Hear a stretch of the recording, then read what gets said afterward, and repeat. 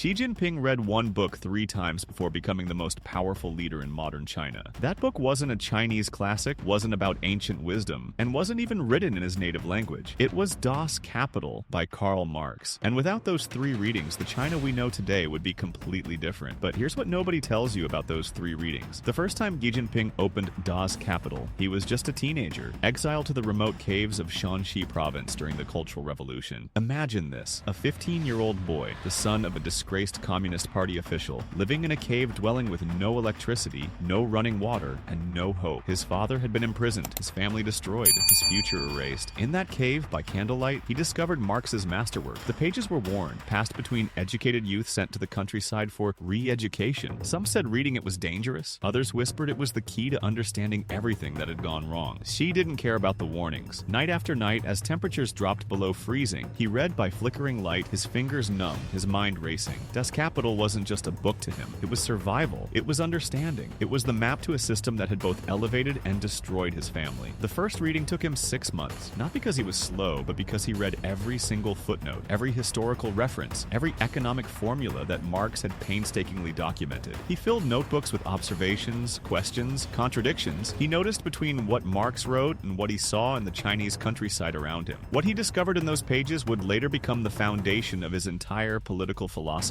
But first, he had to survive, and here's where the story gets even more intense. The second reading of Das Kapital came 15 years later, but Xi Jinping was no longer that desperate teenager in a cave. He had clawed his way up through the Communist Party ranks, serving in increasingly important provincial positions. He was now a rising official in Fujian province, watching as China's economic reforms transformed the country. But something was bothering him. China was opening up to capitalism. Special economic zones were creating billionaires overnight. Foreign investment was pouring in. Factories were springing up everywhere, and everyone was celebrating the economic miracle. Everyone except Xi Jinping. Late at night, after long days of meetings about economic development zones and foreign investment quotas, he would return to Das Kapital. This time, he wasn't reading to understand theory. He was reading to find answers to a burning question that kept him awake at night. How do you maintain Communist Party control while embracing capitalist economics? Marx had written extensively about the contradictions of capitalism, about how the system contains the seeds of its own destruction, about how the bourgeoisie inevitably exploits the proletariat. But Marx had never imagined a system like the one China was building, a hybrid of communist political control and market economics. Xi filled new notebooks. This time, his annotations weren't about understanding Marx's economic theories. They were about finding loopholes, about identifying ways to use Marx's critique of capitalism to justify a new kind of system entirely. You know that feeling when you read a book as a teenager and think you understand it, then return to it years later and realize you missed everything important? That's what Xi experienced. The same pages he'd read by candlelight in a cave now revealed completely different meanings under the lamp in his government office. But wait, there's still the third reading, and that's when everything changed. The third time Xi Jinping opened Das Kapital, he was being groomed for supreme power. It was 2007, and he had just been appointed to the Politburo Standing Committee. He was now one of the 9 most powerful people in China, and rumors were spreading that he was being positioned to eventually succeed Hu Jintao as general secretary. This reading was different from the previous 2. This time, Xi wasn't reading to understand or to find answers. He was reading to find justification. He spent weeks with the book, particularly focusing on Volume 1, Chapter 7, The Labor Process and the Process of Producing Surplus Value. He studied Marx's analysis of how capitalists extract value from workers, how the means of production determine social relations, how control over capital translates into control over society. But Xi was reading it backward. Where Marx saw the problem, Xi saw the solution. Where Marx saw exploitation to be eliminated, Xi saw mechanisms to be controlled. Where Marx saw the need to destroy the capitalist class, Xi saw the need to harness capitalism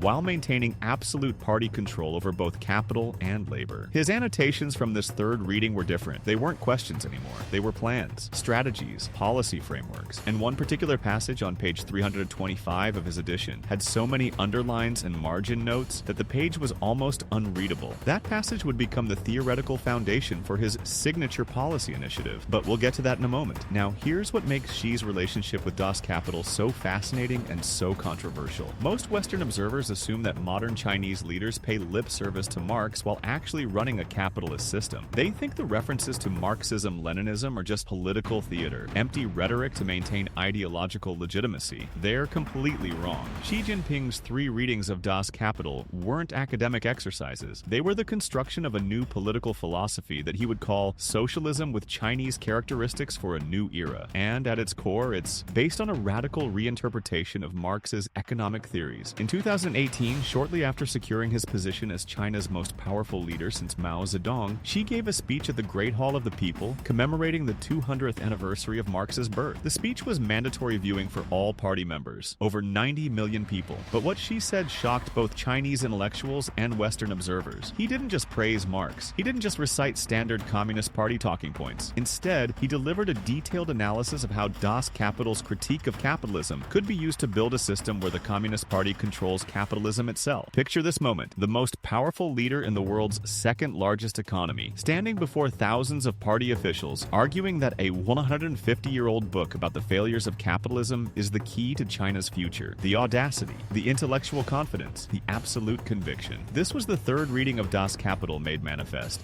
But here's the part that nobody saw coming. Xi's interpretation of Das Kapital led directly to the most dramatic economic crackdown in modern Chinese history. Starting in 2020, he launched what Western media called a regulatory storm against China's biggest private companies. Tech giants like Alibaba and Tencent saw hundreds of billions of dollars wiped off their valuations. Jack Ma, China's richest man, disappeared from public view after criticizing financial regulators. The private tutoring industry was virtually eliminated overnight. Real estate developers who had built empires were suddenly facing bankruptcy. Western economists were baffled. Why would China's leader deliberately damage his own economy? Why attack the private sector that had driven decades of growth? Why risk economic slowdown and social instability? The answer was in Das Kapital, specifically in that heavily annotated page 325 that Xi had studied during his third reading. Marx wrote about the tendency of capital to accumulate and concentrate, how successful capitalists inevitably grow more powerful, eventually threatening the political system itself. He described how the bourgeoisie, once it reaches a certain size and power, will demand political representation to match its economic power. Xi read this not as a warning about capitalism in general, but as a warning about his specific situation. China's tech billionaires were becoming too powerful, and Xi Jinping's 3 readings of Das Kapital had taught him exactly what happens when you let that continue. Now let's go deeper into each of those 3 readings, because the evolution of Xi's understanding reveals something crucial about how he sees the world. The first reading, survival and understanding. When 15-year-old Xi Jinping first encountered Das Kapital in that Shaanxi cave, he was experiencing firsthand the contradictions Marx wrote about, but in a completely unexpected context. The Cultural Revolution was supposed to be the ultimate expression of Marxist ideals, destroying the old society, empowering the masses, eliminating class distinctions. Instead, Xi was living in poverty, watching as political persecution destroyed families and communities, seeing how ideological purity could be weaponized for personal power. Das Kapital gave him a framework to understand the chaos. Marx's analysis of how revolutions can be hijacked, how political movements can betray their original principles, how those who claim to represent the proletariat can become a new ruling class. All of this resonated with what Xi was witnessing. But there was something else he learned from that first reading, something that would shape his entire political career: the importance of controlling the means of production. In the countryside, Xi saw that those who controlled land allocation, tool distribution, and food supplies held the real power, not those who gave the most revolutionary speeches. Marx had written extensively about this, that economic power is the foundation of all political power. Young Xi filled his notebooks with observations. Power flows from ownership. Control the economy, control everything. The party must own the economy, not just guide it. Have you ever had a moment where a book suddenly made your entire life make sense? Where complex, confusing experiences suddenly fit into a coherent framework? That's what Das Kapital did for Xi in that cave. It wasn't just intellectual understanding, it was emotional survival. But the first reading also planted a seed of doubt that would grow over decades. The second reading, contradiction and adaptation. By the time Xi picked up Das Kapital for the second time, China had transformed. Deng Xiaoping's reforms had unleashed market forces. To get rich is glorious was the new slogan. Private businesses were emerging. Foreign companies were investing billions. And Xi Jinping had a front row seat to this transformation as a provincial official. He watched as some people became wealthy beyond imagination while others struggled. He saw local party officials becoming corrupt, taking bribes from businessmen, using political power for personal enrichment. He observed as state-owned enterprises struggled while nimble private companies thrived. This second reading of Das Kapital was searching for answers. How do you reconcile Marx's critique of capitalism with China's embrace of market reforms? Marx had been clear. Capitalism inevitably leads to exploitation, inequality, crisis, and ultimately revolution. But China was using capitalism to lift millions out of poverty, to modernize, to compete globally. She studied Volume 3 of Das Kapital particularly carefully during this reading. This volume, published after Marx's death, deals with the transformation problem, how value in the labor process transforms into prices in the market. Marx's analysis showed how capitalist markets could be understood, predicted, and theoretically controlled. Controlled. That was the key word that jumped out at Xi during the second reading. He started writing policy proposals that reflected his evolving understanding. The socialist market economy must be led by the party. Private capital must serve social goals. Market forces must be guided by political direction. These weren't just academic papers, they were blueprints for a new kind of system, one that would later be called state capitalism by Western observers, but which Xi saw as the true fulfillment of Marxist principles. And then came the moment that made the third reading inevitable. The third reading, power and application.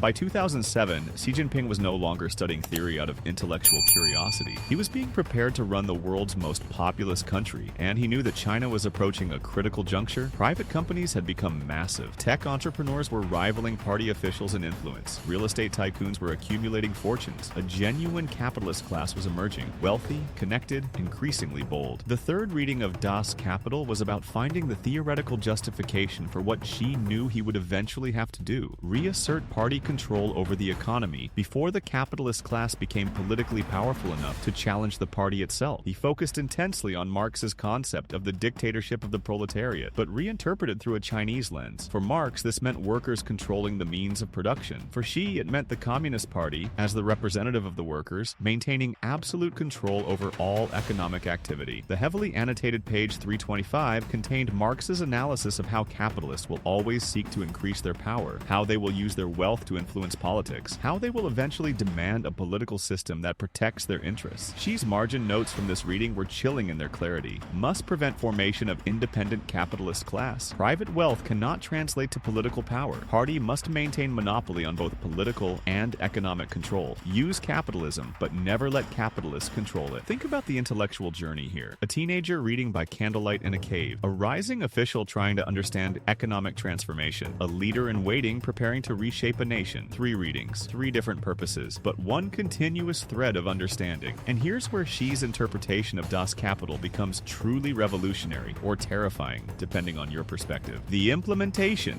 Das Kapital in action. When Xi Jinping became General Secretary in 2012, most observers expected continuity with his predecessors. Gradual economic liberalization, quiet anti-corruption efforts, stability above all. Instead, they got a leader who had spent decades studying Marx and had developed a radically different vision. The anti-corruption campaign that began in 2012 wasn't just about rooting out graft. It was about reasserting party control over officials who had become too cozy with business interests. Over the next 8 years, more than 1.5 million officials were punished. The message was clear: your loyalty is to the party, not to capital. But the real application of Xi's Das Kapital readings came later. In 2020, as the world was distracted by the pandemic, Xi launched his regulatory crackdown. Jack Ma's Ant Group IPO, set to be the largest in history, was canceled days before launch. Alibaba was fined $2.8 billion. Didi, the ride-hailing giant, was barred from app stores. Tech companies were forced to share algorithms with regulators. Private tutoring companies were banned from making profits. Western analysts called it economic self-sabotage. Chinese stock markets tumbled. Billions in wealth evaporated. But Xi wasn't being irrational. He was being Marxist, because here's what he understood from his 3 readings of Das Kapital. If you let capitalists accumulate too much power, they will eventually challenge political authority. It's not a maybe, it's a certainty. Marx proved it through historical analysis, and Xi wasn't going to let history repeat itself in China. The crackdown wasn't about destroying the private sector. It was about reminding everyone who was really in control. And there's one more policy that flows directly from Das Kapital, one that most people don't connect to Marx at all. Common prosperity. Marx's ghost in modern China. In 2021, Xi launched his Common Prosperity campaign. The stated goal: reduce inequality, regulate excessive wealth, ensure that economic growth benefits everyone. Western media portrayed it as a wealth redistribution scheme. Some saw it as anti-business. Others called it a return to Maoism.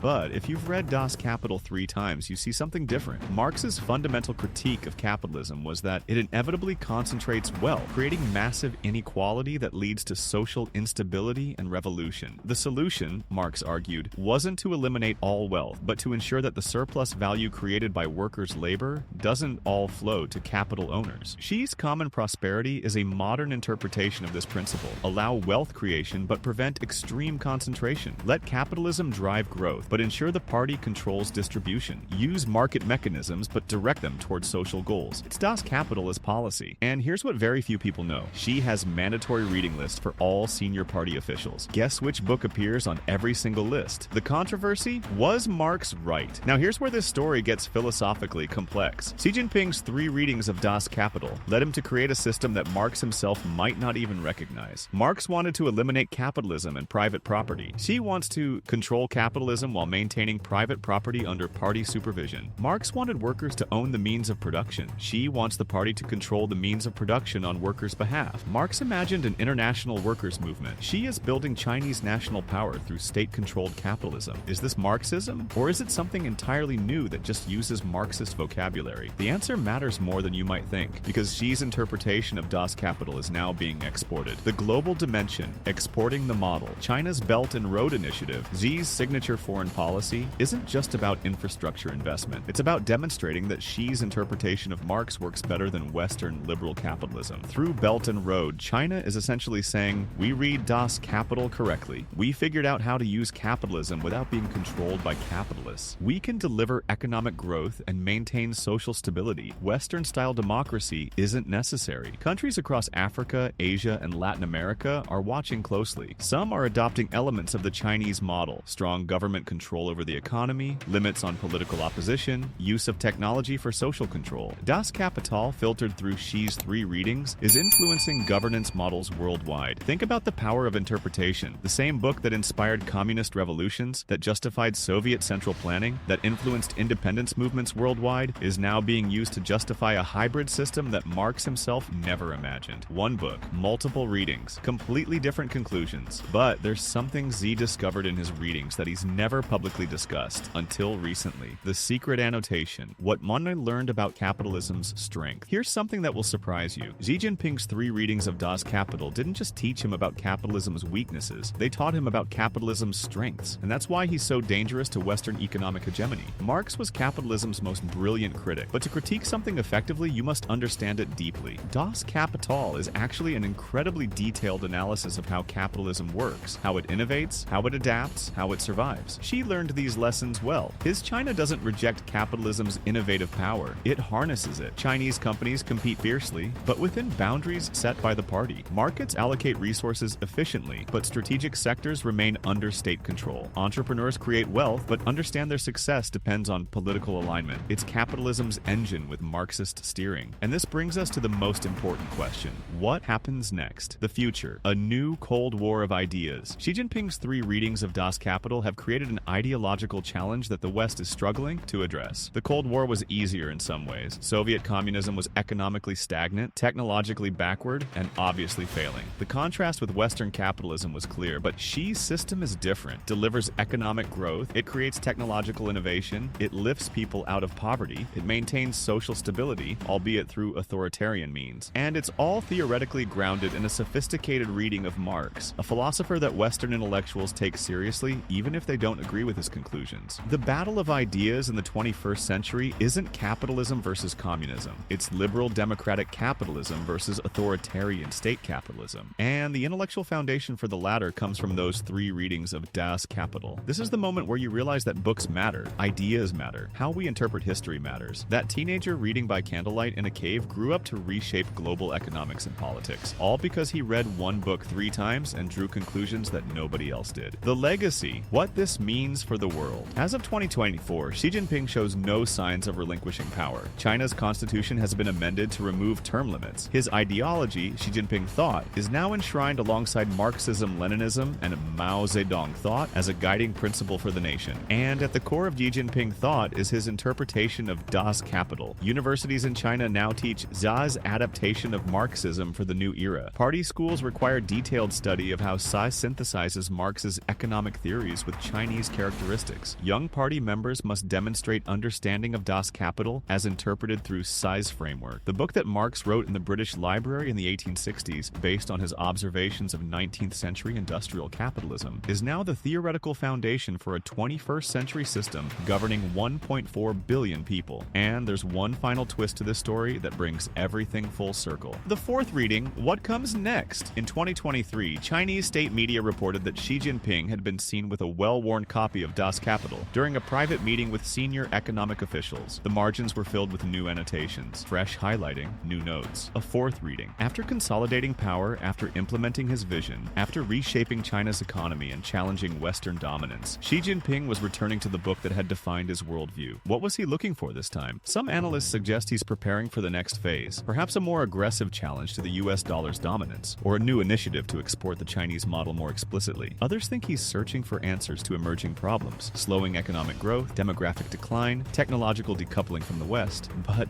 maybe, just maybe, he's discovering what many great leaders eventually learned, that the books we read in our youth contain different wisdom when we return to them at the peak of our power. Conclusion. The power of 3 readings. Xi Jinping's journey with Das Kapital, from desperate teenager to rising official to supreme leader, demonstrates something profound about how ideas shape history. The first reading gave him understanding. The second reading gave him strategy. The third reading gave him justification. And together, those 3 readings of one book have influenced the trajectory of the world's second largest economy, challenged Western assumptions about the relationship between capitalism and political freedom, and created a new model of governance that combines Marx's economic analysis with authoritarian political control. Whether you see Xi's interpretation of Das Kapital as brilliant adaptation or dangerous distortion depends on your own values and worldview. Marx himself might be horrified at how his critique of capitalism is being used to justify a system where the party controls both political power and capital. But one thing is undeniable. Those 3 readings matter. They matter to the lives of 1.4 billion Chinese citizens. They matter to global economics and trade. They matter to the future of international relations. They matter to the ongoing debate about the best way to organize human society. So, the next time someone tells you that books don't matter, that reading is just entertainment, that ideas don't shape reality, remember the teenager in the cave, reading by candlelight, filling notebooks with observations about Marx's economic theories. That teenager grew up to prove that 3 readings of one book could change the world. The question now is, what will the 4th reading bring? Want to know which other books shaped Xi's worldview, or which books influenced other world leaders? Let me know in the comments, because the books leaders read don't just influence them,